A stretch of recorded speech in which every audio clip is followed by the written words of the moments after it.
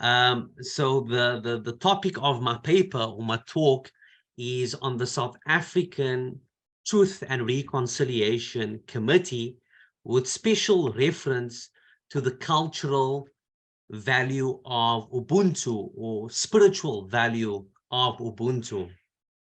And of course, I'll be focusing on the themes of forgiveness, justice, and reconciliation as well.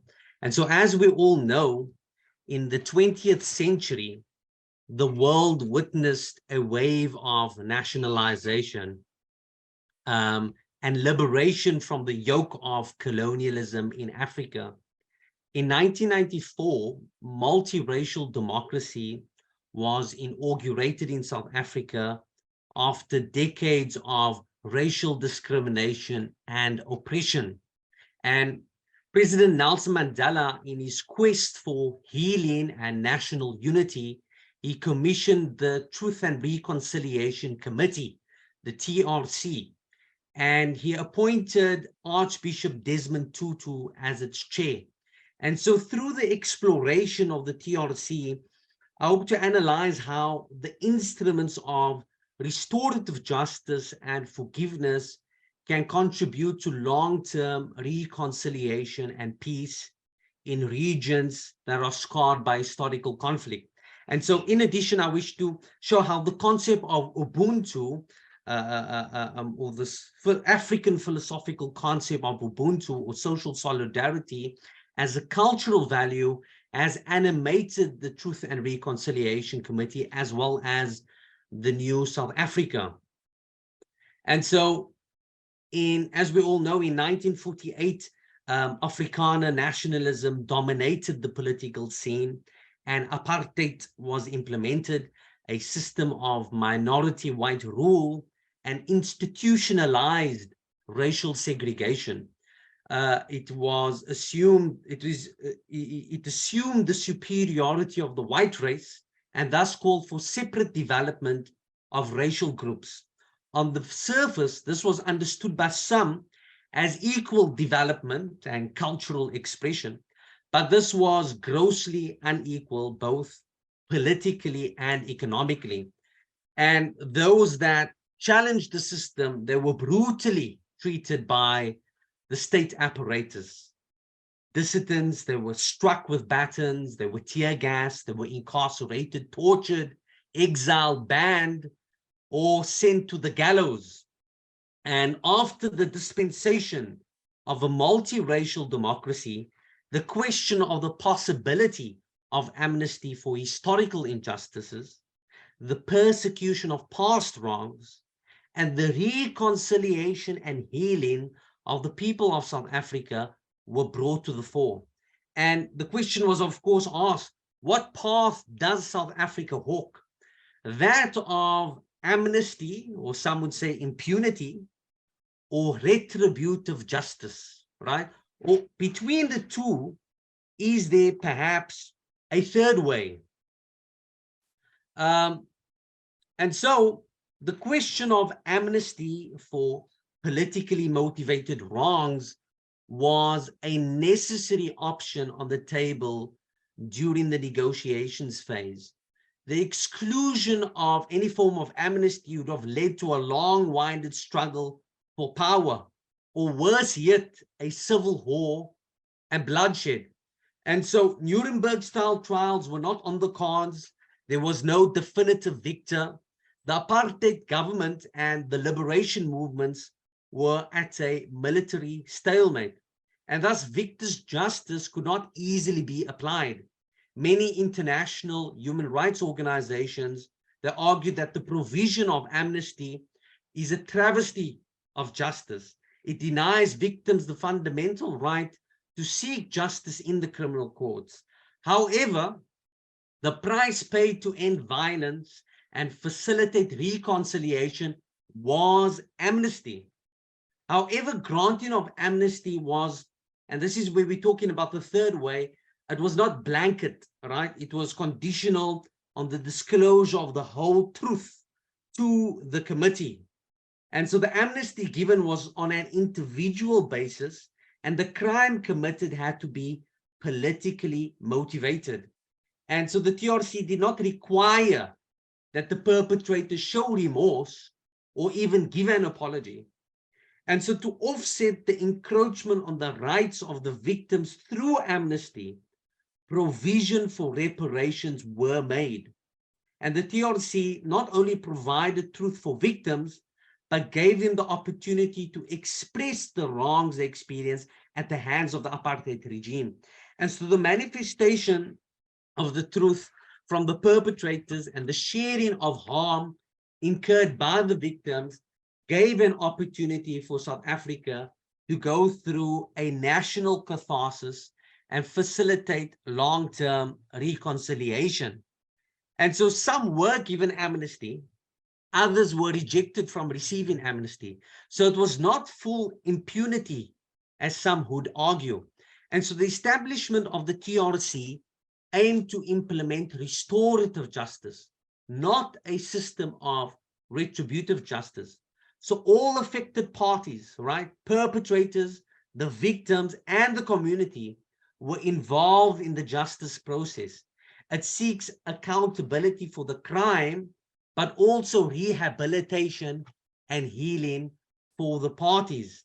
And so the TRC provided a platform for the victims to share their stories, the perpetrators to gain amnesty, and the society to bear witness to the disclosure of the truth. And so although not a condition, it gave an opportunity for the perpetrators to express remorse and victims to show forgiveness. And these are the steps along the way to restorative justice and reconciliation. A necessary step in the direction of justice was the reparations entitled to the victims of apartheid. Unfortunately, amnesty was immediate, but reparations were belated and tight-fisted. In the case of foregoing retributive justice, compensation for individual victims cannot be meager or delayed. For justice delayed is justice denied. And so there's no doubt that the TRC facilitated reconciliation in a post-liberation South Africa.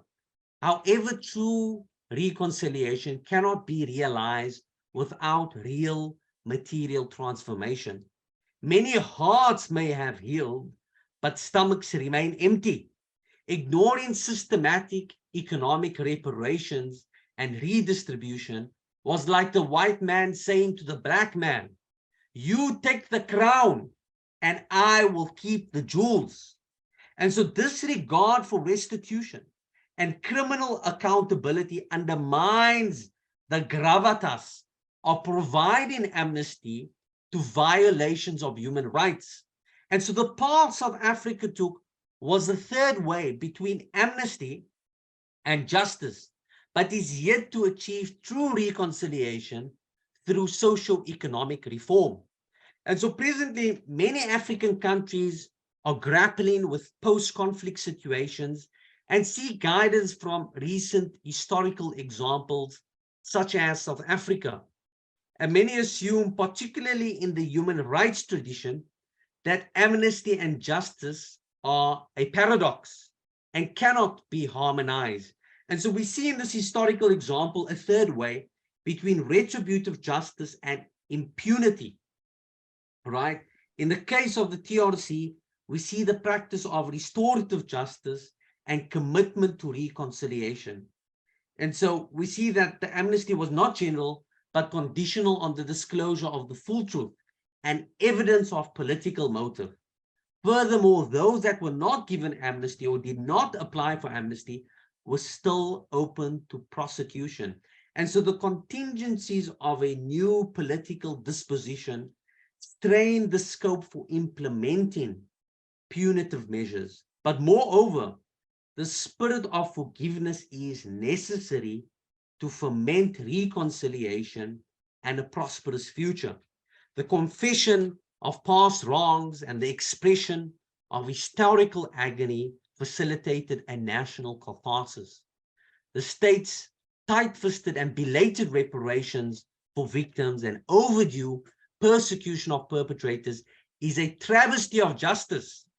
But nonetheless, the South African TRC played a role in the realization of restorative justice and reconciliation.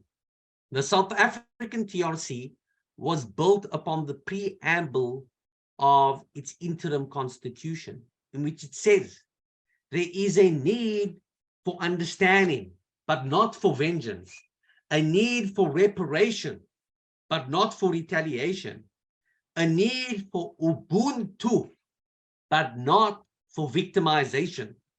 And so Desmond Tutu states that the amnesty the TRC offered was consistent with the spirit of Ubuntu. Ubuntu is central to the African Weltanschauung and animates its social fabric.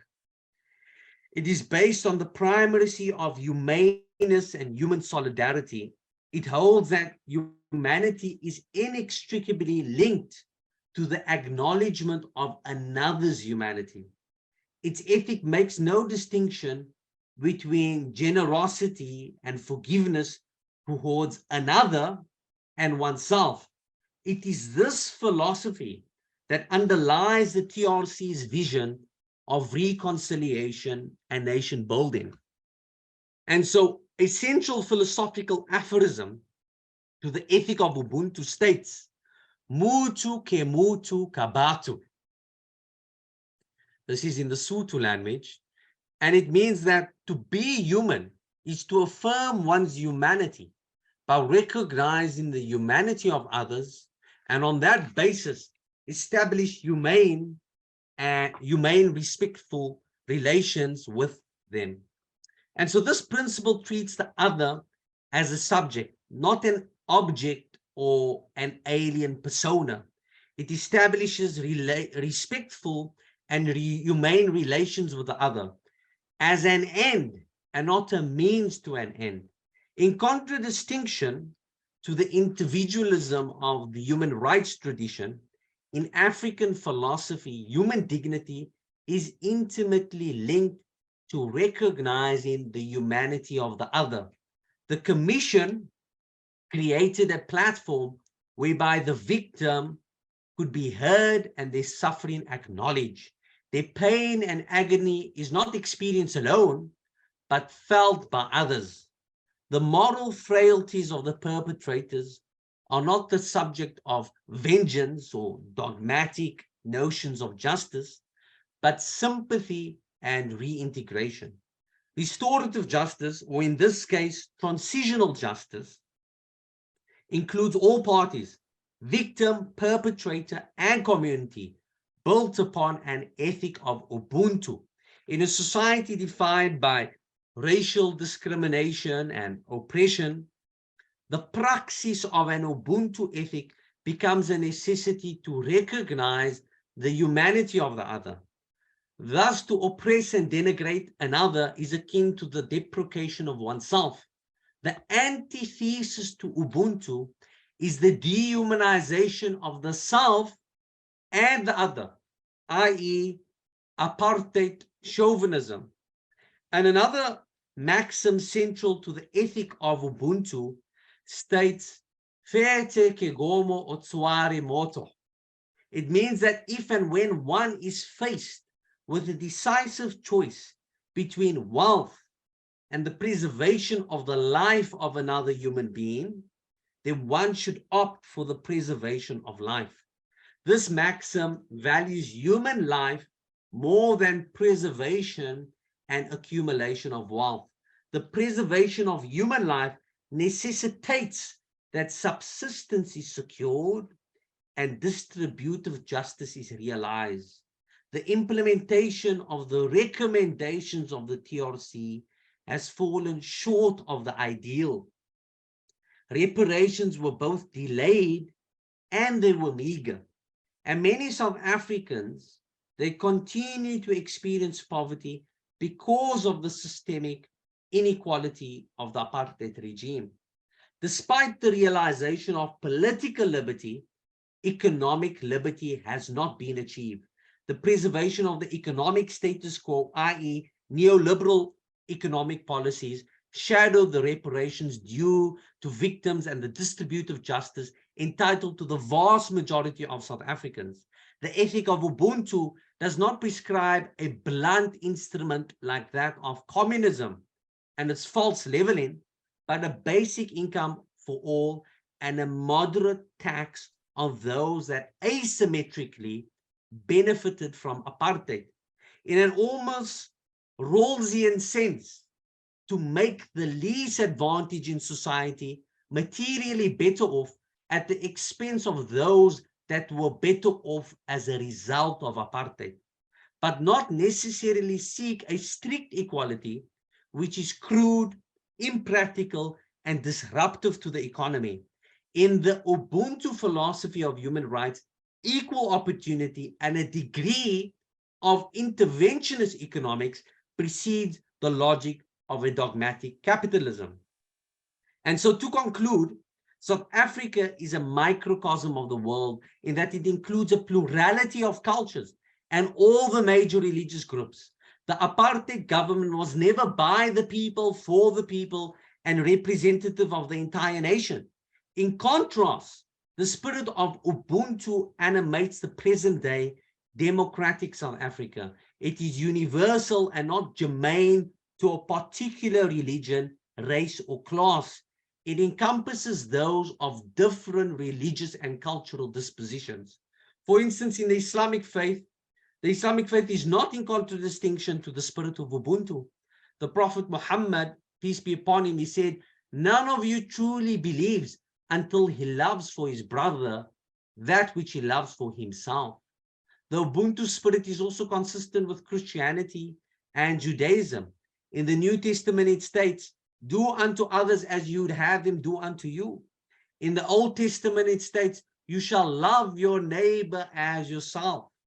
So the new South Africa excavated the spirit of Ubuntu as an indigenous philosophy and went beyond a dogmatic and narrow conception of crime and punishment. It created scope for amnesty and forgiveness, restorative justice, and reparations for past wrongs. The offender is not just a criminal, but a human with moral failings. The victim is not just an object of injury, but a human that needs support and a platform to be heard. It is at the nexus of these elements that reconciliation is achieved, and one can begin to see the humanity of the other and not the color of their skin or direction of prayer. And so many assume, particularly in the human rights tradition, that amnesty and justice are a paradox and cannot be harmonized. And so in the TRC, we see a third way between retributive justice and absolute amnesty. And so I ask you all the question, do we want the full pound of flesh, or do we wish to adorn ourselves with the attributes of God, of love, of compassion, of mercy, of forgiveness, or as Shakespeare poignantly describes God's mercy in The Merchant of Venice, the quality of mercy is not strained, it droppeth as the gentle rain from the heaven upon the place beneath. Thank you so much. I appreciate your time. And thanks again to Professor Dan for making this session happen.